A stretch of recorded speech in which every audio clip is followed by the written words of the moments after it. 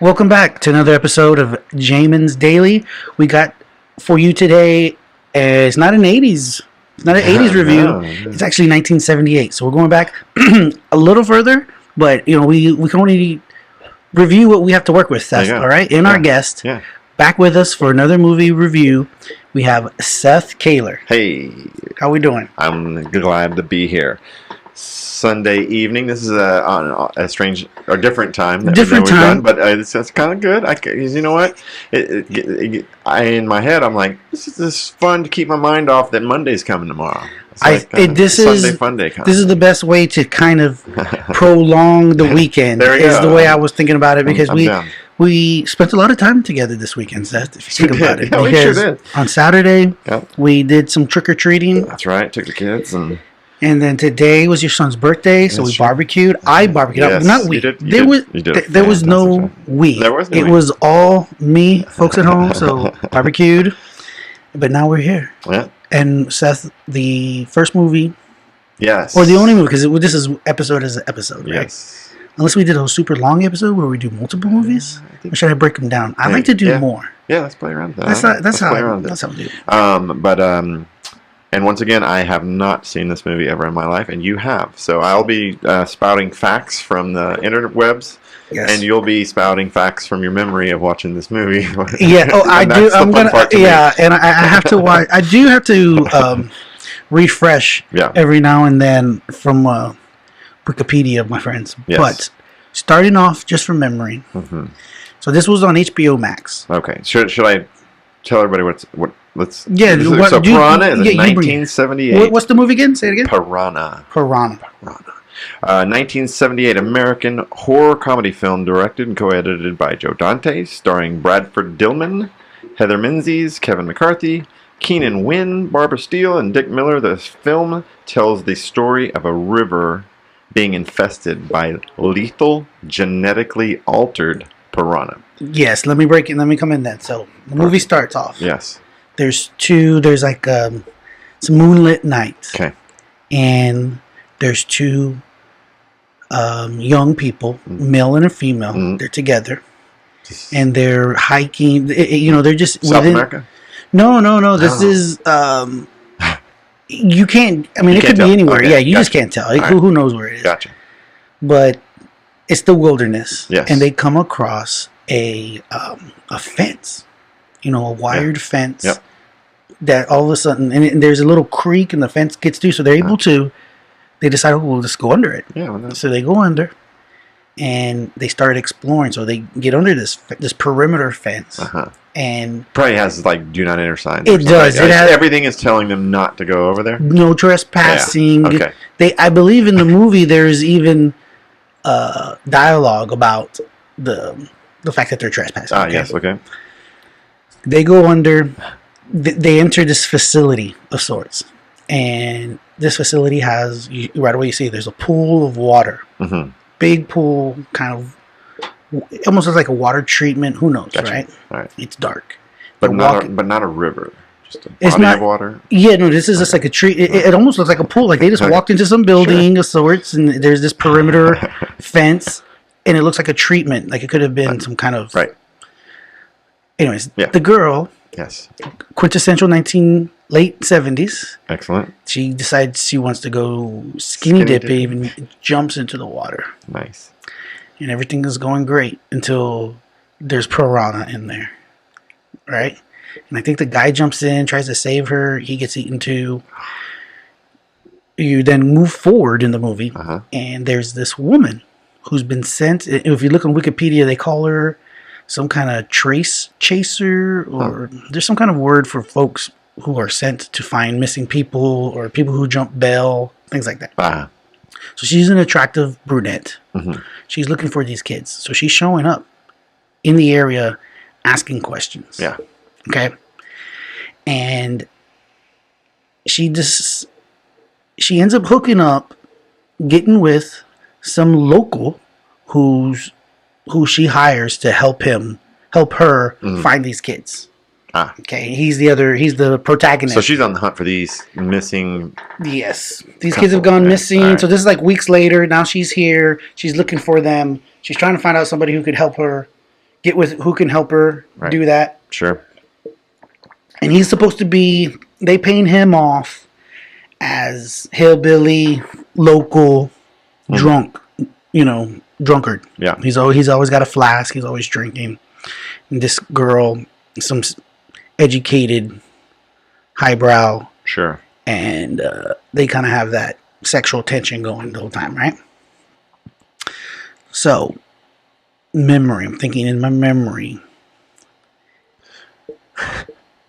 I'm trying to figure out. They make it to this treatment center. Yeah. So they get there. Okay.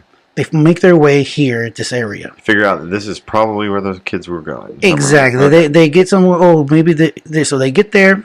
They go into the facility. Yeah. Don't see anybody. They get into like the control area, and she pushes some button. She does something where it starts to drain the water. Oh, because they're thinking, listen, if these kids drown or they're in there, we need to drain it. Yeah. So they drain the water. While they're doing that, some facility, somebody who's actually in the facility, who you end up finding later is like Doctor something, right? He was part of this. Dr. Robert Hoke.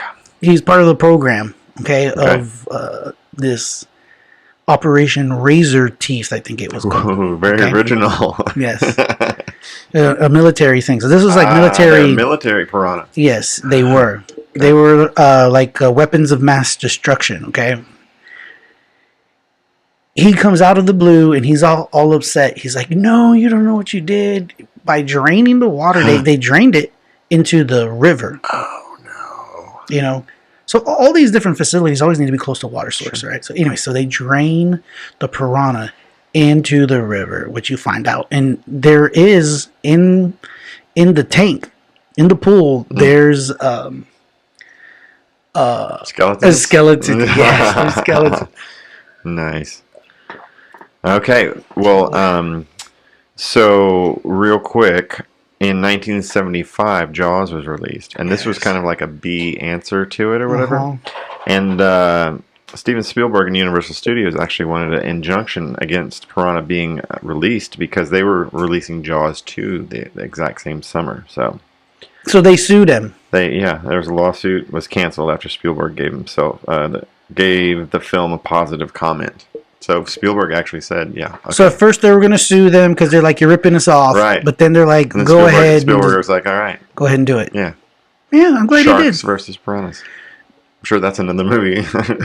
There is this Sorry, area. I cut you off. There are all these different. The movie works the same in many ways. Right. Yeah. It definitely is. The beginning of Jaws, the girl goes swimming by herself naked. Yes. Gets eaten. Mm-hmm.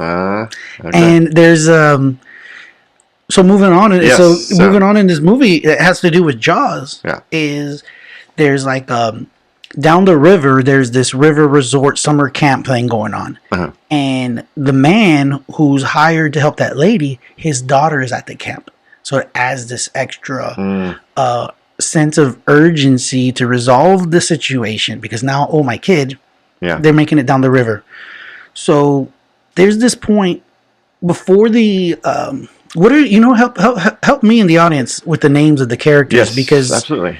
Let's see. So we've got from the list of cast members, we have there's Paul Grogan. These are movie names. Yeah, Paul Grogan. There's Paul and Maggie. Paul and Maggie are the ones we're talking about. Paul is the hillbilly local, right? And Maggie is the Dr. Robert Hoke, and then there's someone named Jack.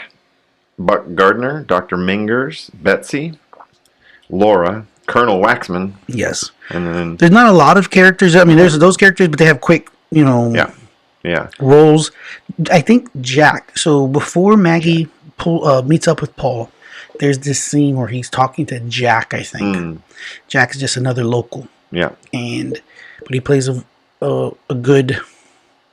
He plays an interesting role to help advance the movie. He's just like a local in the town, or what? Yeah, he's like a local. Something's been going on at that army base over there. Something like that. Yes, right. That he knows. He seems like a nice old man. He's got a dog with him, and so he's fishing at the end of his pier when these fish the piranha get into the river. So he ends up he has his feet in the water while he's fishing, and the feet come and eat his legs away. Oh, And no. later, so they show all that, right? This whole dramatic scene of the fish eating him. And later, Maggie and Paul pull up to his residence, on his lake house, and they find him. And this is all, in the movie, the bloody the gore. He's missing his legs, and he's been able to crawl up like halfway to his house, but he like bled to death or something. Left a bloody trail. Bloody trail. Yes, for sure. They're like, oh my god! So now everyone's scared. Oh, they can do this. Yeah. So, man, I might have to look at my notes because I'm trying to recall. They end up getting on a raft. I don't understand why they don't take a boat. I think they're already on the raft when they make it there. Mm-hmm. So they're going down. Oh, you know who they have with them? They have the scientist who was at the facility. I gotcha. I think Paul either knocks him out or he faints. Something happens to him. So he's on the raft. They go down the river. They find Jack eaten alive. Mm. They keep going down the river. And while you're doing that, there's another scene of a father and son on a canoe. Okay, whole different scene. Yeah. Dramatic. Just attack. Out in the wilderness, having a good time. And is it nighttime or daytime? It's daytime. This whole movie, most of it happens. It makes sense when you're making the movie too, because they make good use of the blood in the water. You can't see blood in the water when it's night. So the blood in the water kind of thing.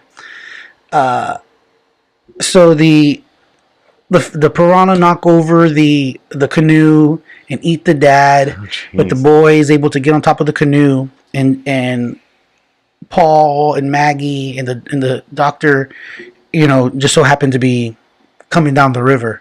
So they save the boy. But as they save the boy, the piranha start eating at their raft.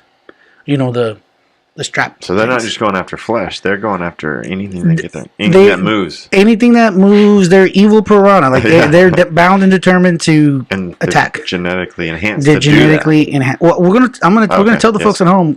How. Genetically. Enhanced. I'm curious. The specific traits that they're given. Okay. All right. So. The raft is coming apart, right? And there's this dramatic scene. Oh no, it's falling apart. They're gonna fall in the water, and they're starting to try to make it to the shore. And just as they're making it to shore, they're like literally standing on single logs, kind of situation, and they jump on. They make it. So they make it to shore, and I think this is where Paul, like, we got to tell. Yeah. We got to alert the authorities. Right? This is crazy. So they're able to intercept somebody. And so the reason I'm reading here, why we have these vicious attack piranhas is Operation Razor Teeth.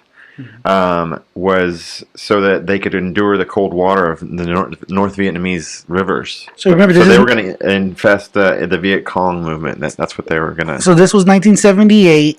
So these piranha are left over from the Vietnam War experiment, where they were going to put the piranha engineered to survive the cold North Korean water. River water, and then would, I guess, somehow hurt the enemy. Eat the enemy somehow. Guess so, yeah. So that was just something that I saw, but now I'm at the point too where they're rescuing the boy from the canoe, but the dad dies.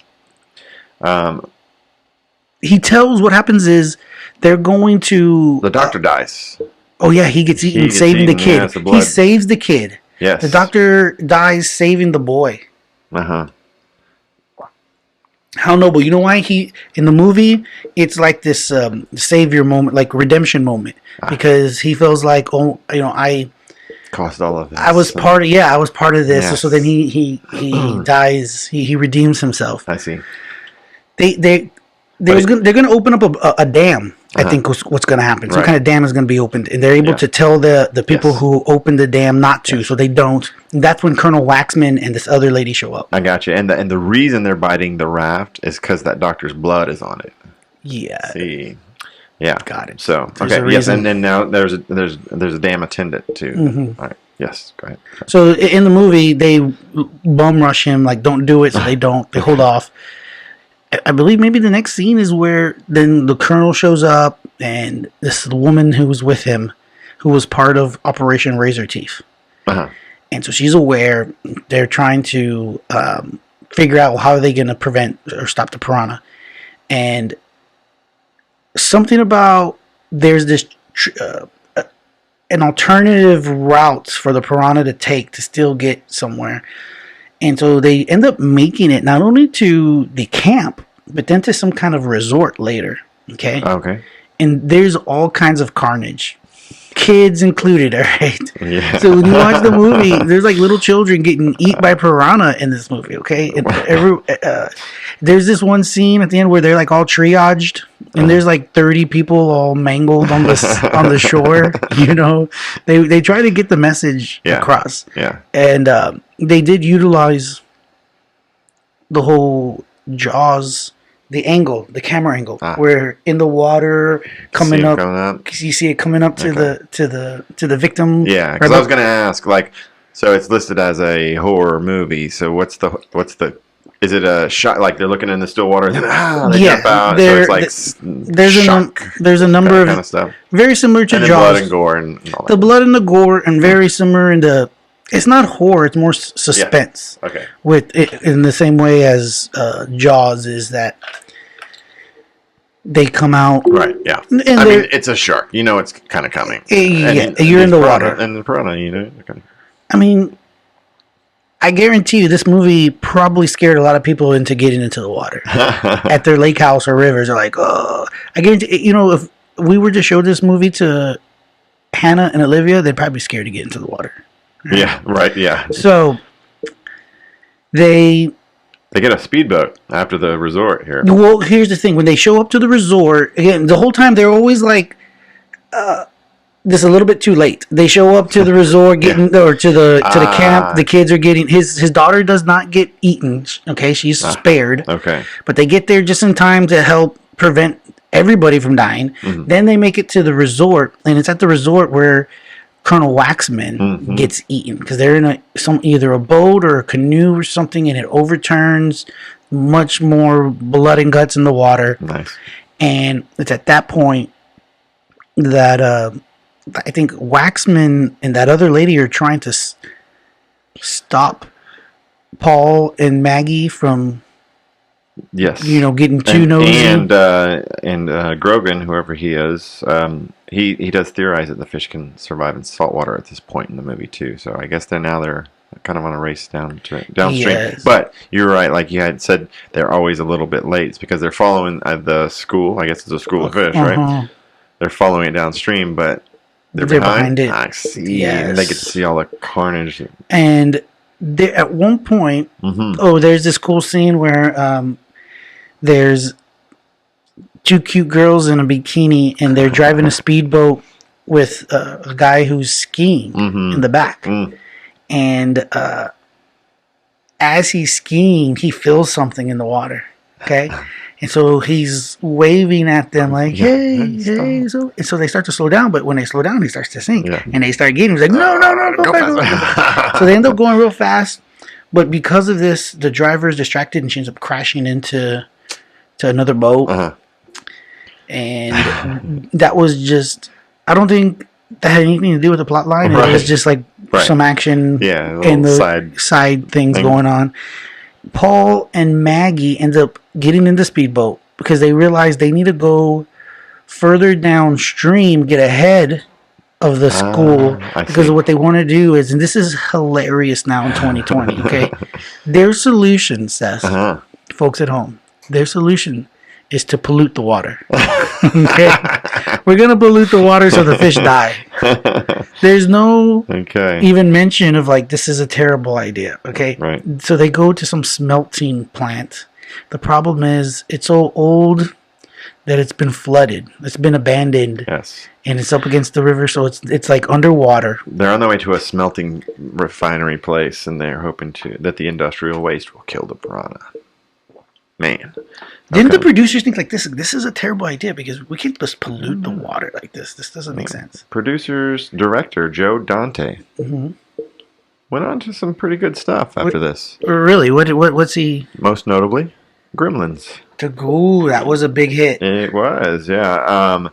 But he did one before that, though, too. That is kind of has a cult following that I've heard of. Rock and Roll High School. You ever heard of that one? It's kind of a cult one. But yeah, Pirahna and then Rock and Roll High School, The Howling, Twilight Zone the movie, Gremlins, Explorers, Inner Space, The Burbs. The Burbs was great. Yeah, so Joe Dante is his name. Joe Dante? Yep. Folks at home, we found out and got a little bit of tidbit on the director of Pirahna. We're going to take a quick break, and when we get back, we're going to finish this movie review of Pirahna, 1978 horror movie. Stay with us.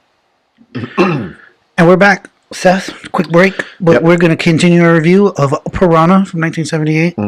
Horror movie. Jaws ripoff.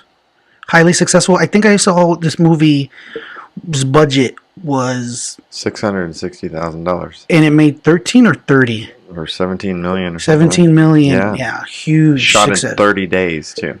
Huge success. 30 days, that's it. There was no complexity to it at all, Seth. Yeah. I think 1978. So, and horror movie. So there was probably a little bit of nudity right at the beginning. Is that of most of the 80s horrors that we've been doing, there is some nudity. Yeah, because this is an interesting little trivia tidbit real quick before we get started again. Yeah, keep going. So the director and crew were staying at a Holiday Inn wherever they filmed this at. It doesn't really say.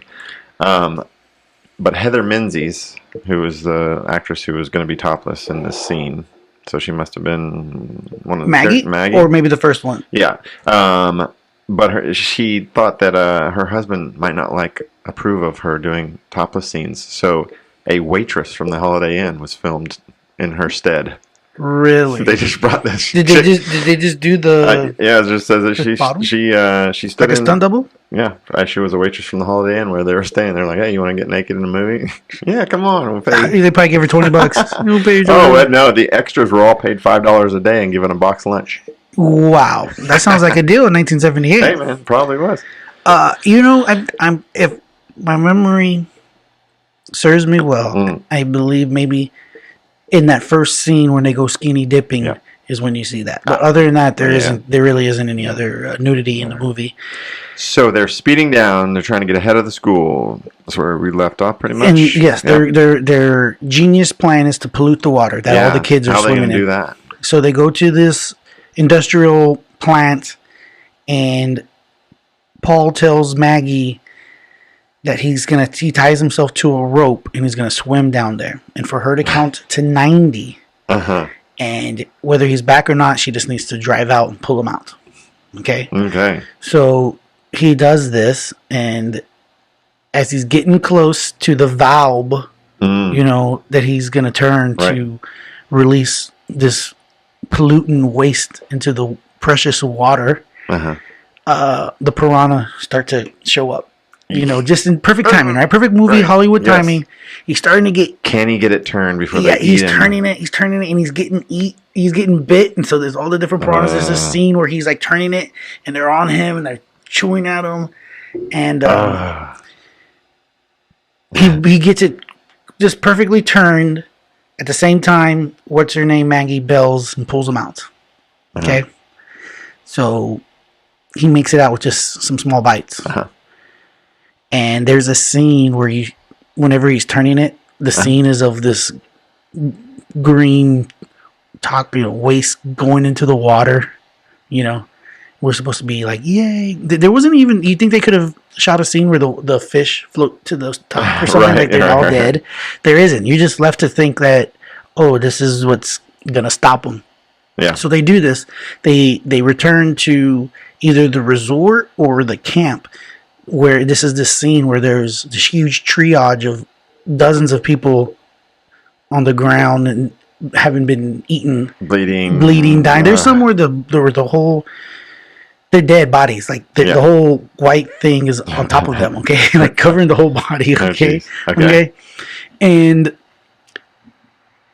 that lady, the lady who showed up with the General Waxman. Uh-huh. This lady had been involved in Operation Razorhead. She's talking to the media and telling the media that they've, downplaying it, saying everything's been contained, everything's good, this is that, and it cuts away to like the ocean, the beach, and then the eerie sound of the piranha, like making you believe that they made it out to the ocean. So that's it. And then that's it. Really, that's crazy. So here is another. I love the trivia stuff for these movies that you've been watching. I really do. I love it. Here's a great one that has a connection to us almost. Okay, I want to hear it. One of the main filming locations was Ocarina Springs in San Marcos, Texas. Wow, close to home. Did you ever go there when you were a kid? No, but you know what I'm talking about. Though I've only been Lake. Yeah. So my grandparents lived in Austin. We'd go up there all the time. My mom actually went to college in San Marcos. Okay. And we would go to Ocarina Springs. They had a glass bottom boat, and you would drive around. You see the fish. Wow. They had swimming mermaids that swam with a pig underneath water, but they didn't use scuba gear. They breathed air out of a little tube. Yeah. And my friend Tracy Hicklin from high school was a mermaid there. Wow. When she was there in high school. There you go. Anyways, useless knowledge from Seth. These are the contributions that are hopefully like diamonds in the rough for this podcast, Seth. Thank you. Thank you so much. And we were talking about that lawsuit earlier that the Jaws people didn't want it or whatever. Mm-hmm. And the reason that they called it off is because Spielberg watched it and said it's one of the best Jaws knockoffs that he has seen. So he was impressed. Approval. So he was impressed. Yeah. He was like, you know what? I don't want to be the one to stop this. Exactly. Well, good for him. Yeah. I think a little more highly of him knowing this. What about? I like it when Paul and Maggie. We look into, because remember, like one of the dreams of my podcast is to bring some of these people on. Remember, we've talked about a couple of them. Yeah, okay, absolutely. So maybe we can bring one of these people on the podcast one day. Sure. So did they go on to be in anything else? Yeah, let's see. We've got a cast here. So Paul, he's the main guy. Character. Yes, Bradford Dillman, and Bradford he was acting for a long time, looks like, but let's see if there's anything I recognize here, because he started in 1958, so he was in a lot of Hitchcock movies. Okay. Yeah. And then after that, nothing of large. Pirahna. There was a movie after that called 11 Bullets, but nothing. Running Scared. I've heard of that one, but I've never watched it either. There's lots of movies that I guess I haven't watched. But okay, so that was Paul though, right? Uh-huh. So Maggie McCowan, who is Maggie in the movie, was Heather Menzies, and she's the one that didn't want to be topless, whatever. Yes. Oh yeah, and you gotta put this picture of her in there. She's got the Farrah Fawcett hair going on, got the feathered hair there, looking good. All right, we're gonna have to, whenever a lot of the podcasts that I've been doing now, less low tech. It takes if I put in all the video, I have to watch the whole thing, put it in there. It's just so much, and I've been putting out a whole bunch now that I don't even do that, because I'm thinking, some of these bigger podcasts. Yep. People will look it up. People are watching this, they'll look it up. Gotcha. She actually died in 2017, so poor Maggie. Farmer's Daughter, she was in The Sound of Music, though. Wow, how do you go from The Sound of Music, like one of the most, I was one of the little kids, probably, because that was done in the 60s, probably. 65, yeah. Her name was Louisa, so she may have been one of the sisters or something like that. Yeah, one of the kids in the movie? Yeah, I think so. Something like that. Let's see. Let's get up around 78 for Pirahna. Oh, she was on the Love Boat a bunch. Oh, okay. Captain America, T.J. Hooker, all these old TV shows. Okay. But that's about it. Her last role was in 1990. So yeah, after that she kind of just faded off. But her 15 month, her she just stopped working, I guess. Maybe, who knows? And apparently, a lot of these people are gone, so we might not be able to get them on. Well, this was 78, so that was what, 42? Oh, geez, yeah. That's 42 years ago, and these people were in their 20s and 30s or older, so they're all in their 60s, 70s, 80s. Hey, they were having a good time back in 78, though, making a movie. San Marcos, Texas. They made all kinds of... They made a sequel, Seth. Give Yes, us a no, little. actually, yes. Look they into did. the sequel just It's a called bit. Pirahna 2: The Spawning. Ooh, But sounds gross. they've also done 2 reboots of this too Okay. in the 2000s, around 2010, and they spawned another sequel in 2012. So, Okay. but Piranha 2: The Spawning came out in 1982. So a couple years later, they thought, hey, we did good enough with Sure. this to pop out another one. Um, so the 2010 remake, though, it was in 3D. That was back when Yeah, we're like gonna put these Avatar. we're gonna put Avatar these in came out. 3D. Uh-huh. Yeah, but the Piranha 3D in 2010, they call it a 3D comedy horror. not, Yeah. not a They horror put movie. some So instead of having they, Paul, the yeah, serious hillbilly, they have like yes, some like yeah, stoner kid in there right, who yeah, sure. makes butt jokes. I'm sure, yeah.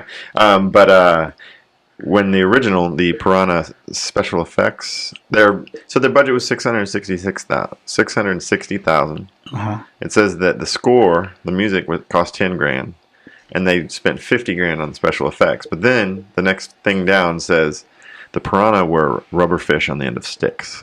So I'm thinking that special effect guy made out like a bandit. Sure. He's like, give me 50 He's like, grand. I need 50 What can I grand for do? special effects. We'll Oh, put yeah. a fish on a stick No, and well, wave it that was around. when you So, watch. If you watch the movie, one of the main effects that they use Yeah. for dramatization, I guess, Yeah. or whatever, was this kind of her splash in shaking, the water. yeah, they're movement. all moving around. Yeah. Kind of Yeah. feeling. They would do some couple of real close ups, so where you would see their face and their teeth, Right. kind of thing. But it was all very low tech. It is funny too, though, because their movie poster is a total Jaws knockoff. I mean, it's a girl in a white bathing suit, but she's on a rubber float, and there's a piranha coming up from the bottom. So I mean, you know, yes. But how good? How good That is is a that? knockoff. But yeah, budget it came out August 3rd, 1978. 95 minutes long. Had a budget of 600 to 700,000, and it made 16 million though. So Wow, another all these old ones, and maybe that's But that Lifetime. just goes to but, show you, know, early still. on in cinema, Yeah. this is why some of these moguls, there was just so much, you can make so much money in a mass media. So you're talking about thousands of percentage returns. Right. Okay. I can't even do the math. But you invest 600 grand and you're going to make 17 million. Okay. So that's where these people, Yeah.